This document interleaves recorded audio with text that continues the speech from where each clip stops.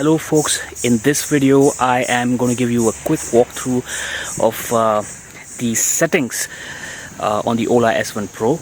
The previous video was more about my first-hand experience of switching from the petrol vehicle to EV vehicle, so go check that out. It's an unfiltered, uncut video where I share my experience. In this video I'll try keeping it crisp.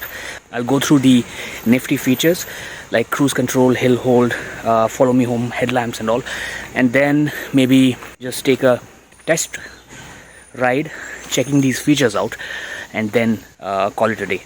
So let's hop on the scooter and go through all those settings. Alright, so after booting the scooter, this is what you see. I'm sure you have seen it before. And when I swipe towards left, this is the menu that I see. I won't go into all these, I mean, there are tons of videos out there explaining all these. What I'm more focused or interested in is going through the all settings feature and then, walking through all these options. So again, I'm doing this for the first time, kind of first time. So I haven't gone into all the options in details before. So it might take a while for me to understand. So display options, you can select auto mode, light or dark mode. So just like what we select on our Windows or Android. So I'll select the light mode. I guess the glare is a little bit less in the light mode. You can actually, slide the level of brightness. You can actually select the different dashboards. I actually liked the classic dashboard, where the vintage dashboard, yeah, this one. But then it's a little bit kind of old or dated. I don't want to confuse my uncle, by changing the settings a lot. So he's used to these visuals. Moving on to Bluetooth, again, you can connect your phone to this vehicle and then play your music. So I've tested that. It's pretty simple. It acts like a Bluetooth speaker, so I don't think I need to give a demo. You just connect your phone and you can listen to the music. Wi-Fi, again, I guess it's more about connecting your hotspot so that the maps can work. Again, couple of settings with the media volume and all those things. System sounds, which you can adjust. Host a concert. This is something which I am not able to test, and I don't see any reasons why we need to test. I'm not a huge fan of playing music on vehicles. Yeah, so the most important features come from here. So safety light, both scooter indicators on. It's mostly the parking lights. So you see both the blinkers, or all four blinkers, start blinking simultaneously. Front and the rear blinkers. So that is one nifty feature which I find missing on the petrol vehicles or petrol scooters and bikes. So let's turn that off. Take me home headlights, or maybe the follow me home headlamps, whatever you call. It works as a torch, so that when you switch off the vehicle, it actually displays the light for maybe, it says 30 seconds. So you can, go to your doors and unlock your doors and enter your house. So that's one nifty feature which obviously I will test later in this video. Halo lamp is the daytime running light. I think if I activate that, it will, yeah. So it just kind of, activates this ring around the headlamps. So that is one cool feature which I like. I like to keep it on always. This is another feature which I like, auto turn off indicators. Again, people have seen these on a few Bajaj bikes before. They discontinued it for some weird reason. Then it makes a comeback on KTM's now. So again, a really good feature, auto turn off indicators.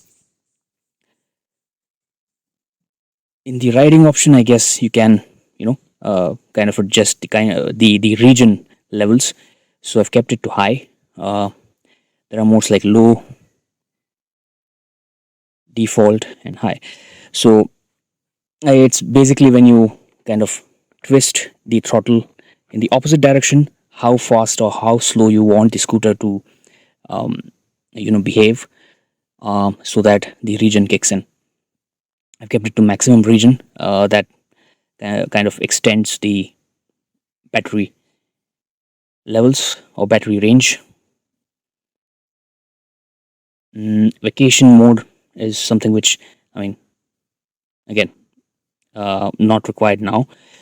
It's quite a handy feature if you're going on a vacation and the scooter is not in use. So, this is what the screen says. You can read it. This basically conserves the battery charge. Safety and security, fall detection, another nifty feature. This sends a notification, I guess, to your app as well, which I'm not really sure how that works because I haven't connected the app. But then, yeah, it actually turns off the motor so that, in order to prevent any kind of distress acceleration while picking up the vehicle. So I'll keep that off. It is good, actually. I'll keep it on. My uncle might not have explored all these, so I'll keep it on. Documents, you can upload your documents, license and all those things, pretty much similar to ultraviolet and other EVs.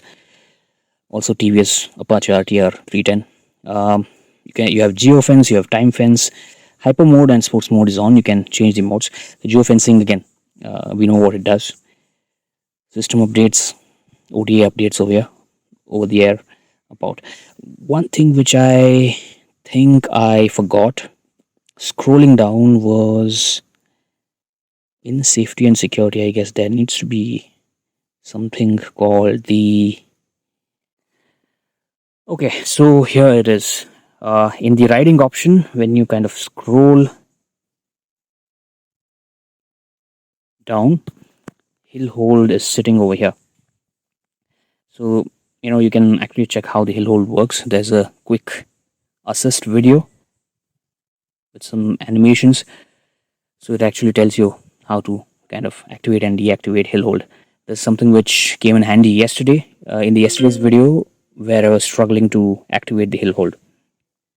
So just cancel it. Yeah, the touchscreen is a little bit dicey. It doesn't work as smoothly as your cell phones, but yeah, in terms of view and all, it's pretty decent.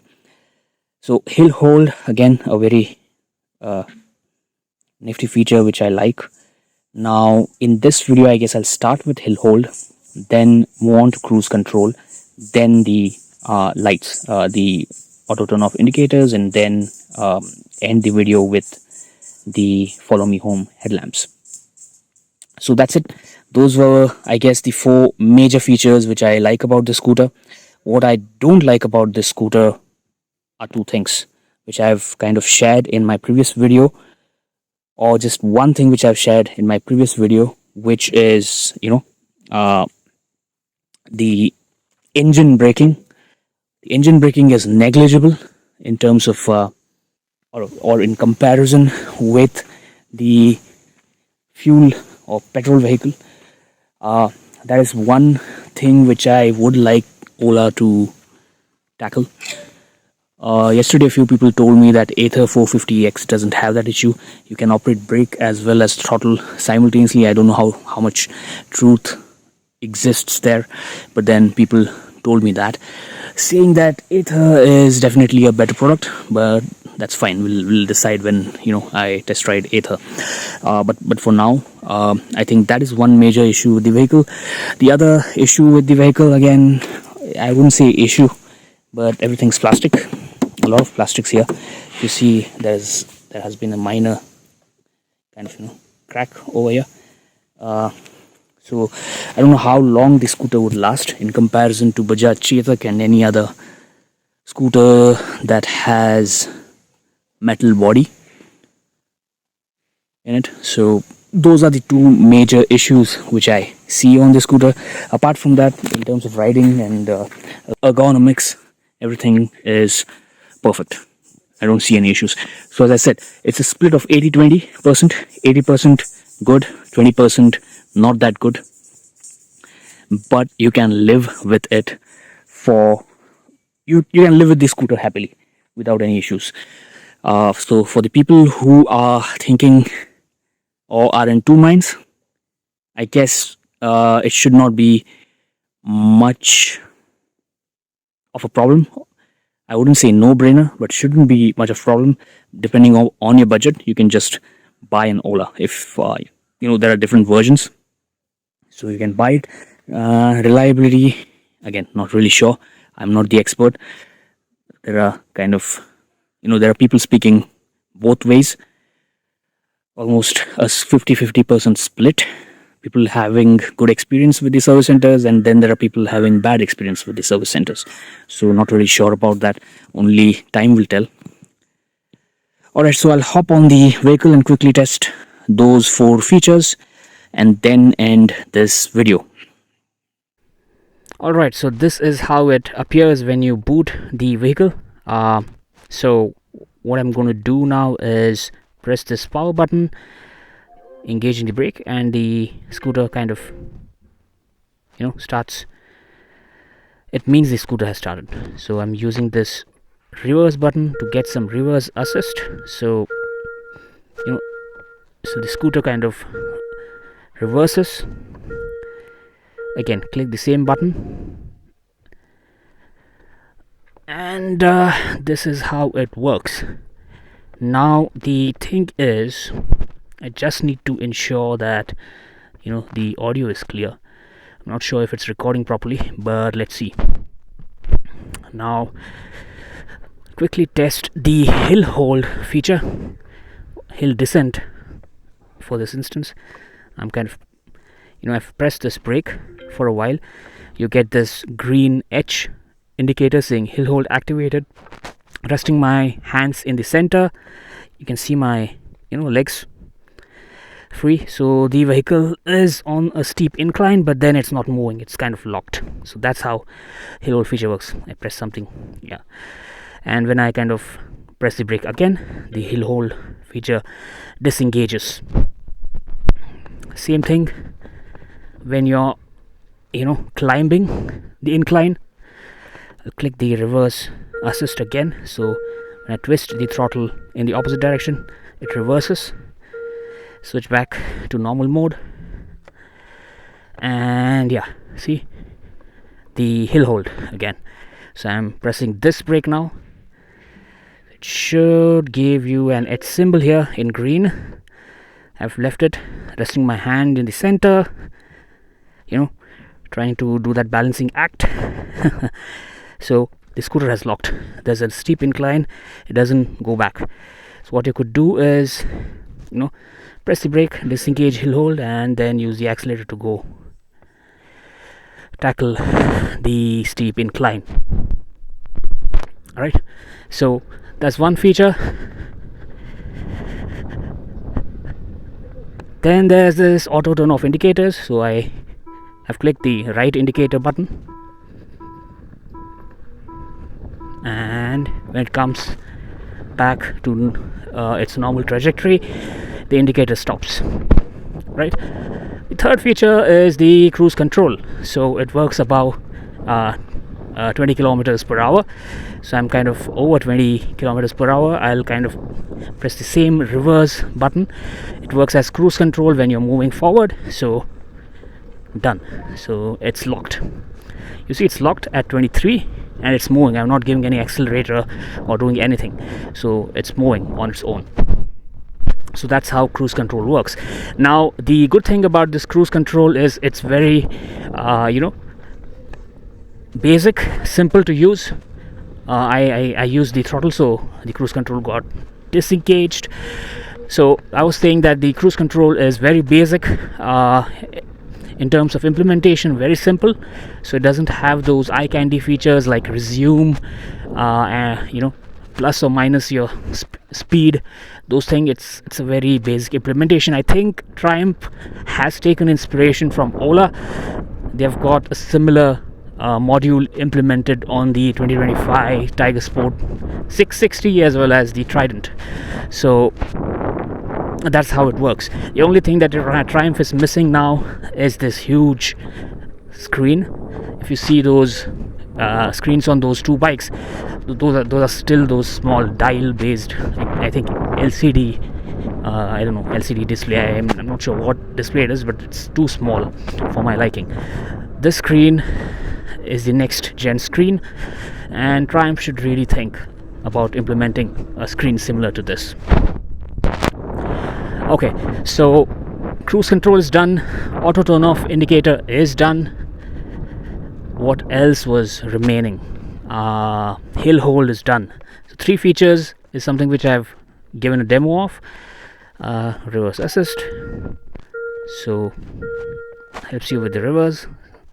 Go to normal mode and then go back. So let me try engaging cruise control at around 40-45 and see what happens. Yeah, works flawlessly. Yeah, so let me disengage that, and I think it's working fine.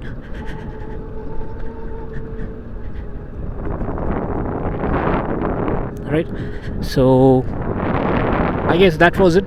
Those 3 were most important features which I feel the ICE manufacturers should take note of and implement on their vehicles, because I guess when you have an IMU, inertia measurement unit,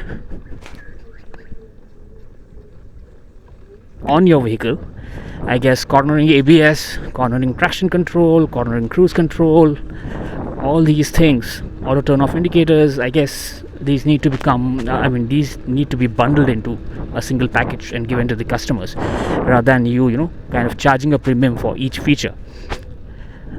Because anyways, these features are manufactured or designed or implemented by Bosch or Continental. So I don't see any reason why a hardware manufacturer needs to charge premium on a software or an electronic feature that someone else has invented. Yeah, so Ola has done a pretty good job, I guess, in that terms. So I'm happy with how they have implemented these nifty features. Again, it's not a deal breaker. It's more kind of a thing which makes your life easy. So people can argue that lots of electronics can be intrusive, but then if you don't want, you just switch it off and try not using it. But don't make fun of people who like it or find it useful. So what I'm going to do now is switch off the vehicle and check the Follow Me Home headlamp. So it should stay on for around 30 seconds.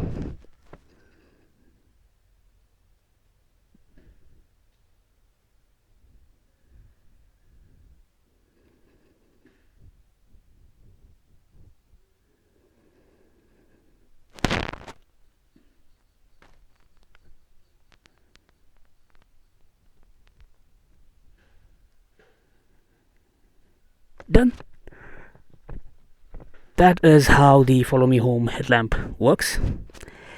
I guess it was a pretty decent experience with the scooter. Alright, that's it for this video. See you in the next one.